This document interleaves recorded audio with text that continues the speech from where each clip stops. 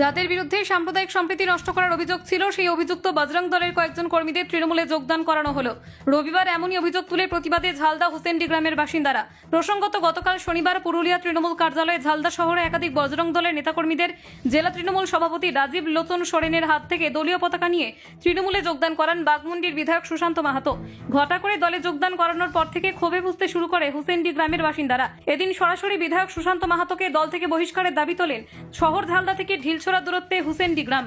এই গ্রামের একাংশ দাবি করেন গত মাস দুয়েক আগে শহরের কয়েকজন বজরং দলের সদস্য তাদের ধর্মীয় গুরুর নামে কুৎসা ঘিরে সোশ্যাল মিডিয়ায় একটি পোস্ট করেছিলেন, যা সাম্প্রদায়িক সম্প্রীতি নষ্ট হওয়ার কারণ হয়ে দাঁড়ায়, যা একেবারেই কাম্য নয়।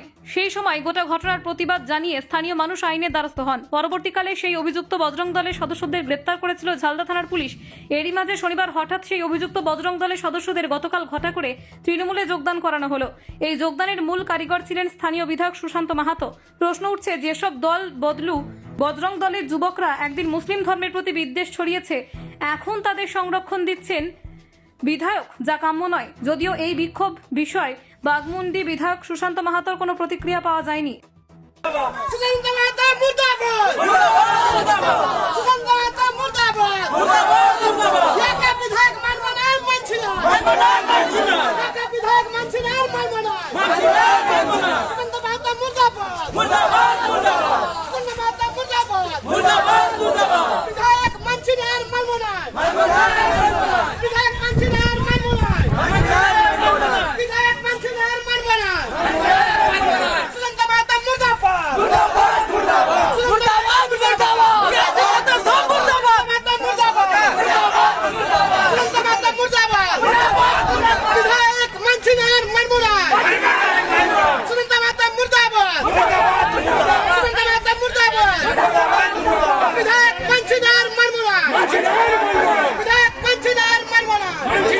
আজকে আমাদের এই বিক্ষোভ এই জন্যই যে একটা আজকে আমাদের যে হুজুর সাল্লাল্লাহু আলাইহি ওয়াসাল্লাম আমাদের নবী, আজকে কিছুদিন আগে একটা বজরং দলের ছেলে দু মাস থেকে আড়াই মাস আগে আমাদের নবীর খিলাফ একটা গুস্তাখি করেছিলেন।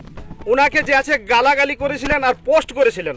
তার জন্য ওই ছেলেটাকে আমরা থানায় এফআইআর দর্জ করে ওনার নামে কেস করেছিলাম। আর ওইটার মধ্যে ওনাকে জেলও বন্ধ করা হয়েছিল। তার মধ্যে বজরং দলের লোকরা ওকে বার করা হয়। আবার কিছুদিন পরে আমরা দেখছি যে ওই ছেলেটা টিএমসির সাথে ওই যে বাঘমুন্ডির বিধায়ক সুশান্ত মাহাতো ওনাকে যে আছে ঝান্ডা ধরালেন আর এই তৃণমূল পার্টিতে সামিল করলেন। কিন্তু আমরা এটাতে বুঝতে পারছি যে একটা ছেলে যে একটা আমাদের পুরা দুনিয়া যার জন্য আমাদের নবীকে বানানো হয়েছে, যার জন্য আমরা মরতে তৈয়ার আছি, জান দিতেও তৈয়ার আছি, যে আমাদের পুরা কায়নাতটা যার জন্য বানানো হয়েছে, উনার খিলাফে যে গুস্তাকি করেছে, আজকে আমরা সম্পূর্ণভাবে বুঝতে পারলাম যে বিধায়কও ইনার সঙ্গে সরাসরি সঙ্গে আছে। তার জন্য আমরা এই আজকে মিছিলটা করেছি যে এই সুশান্ত মাহাতোকে আমরা চাইছি যে এনাকে পার্টি থেকে বরখাস্ত করা হোক। আমাদের দাবি আছে সবার যে ইনি পুরাপুরি একটা মুসলমানের সাথে হিন্দু মুসলিম একটা যে আছে ওনার সাথে একটা দাঙ্গা করার চেষ্টা করে বিক্ষোভ এটা যেটা হয়েছে। কিন্তু আমাদের এই যে বাঘমুন্ডির বিধায়ক সুশান্ত মাহাতো আছে, বিক্ষোভটা কিন্তু উনিই বাড়াই দিছে।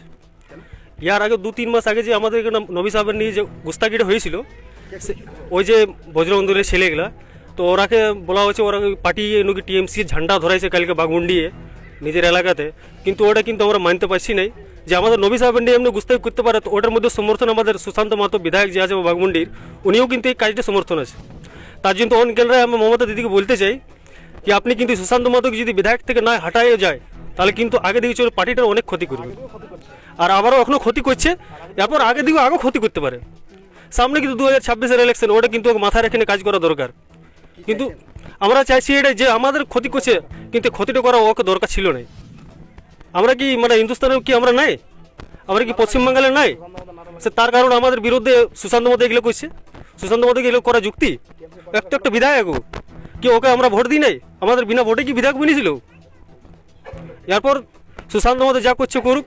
আমরা বলবো দিদিকে বলবো কি আপনি কিন্তু একটা কড়া সিদ্ধান্ত নেন আর এখান থেকে ওকে বাঘমুন্ডি বিধানসভার বিধায়ক থেকে ওকে হাঁটাবার ব্যবস্থা করুন। আমার নাম বসির খান, আমার হোসেনডি উপরকুলি।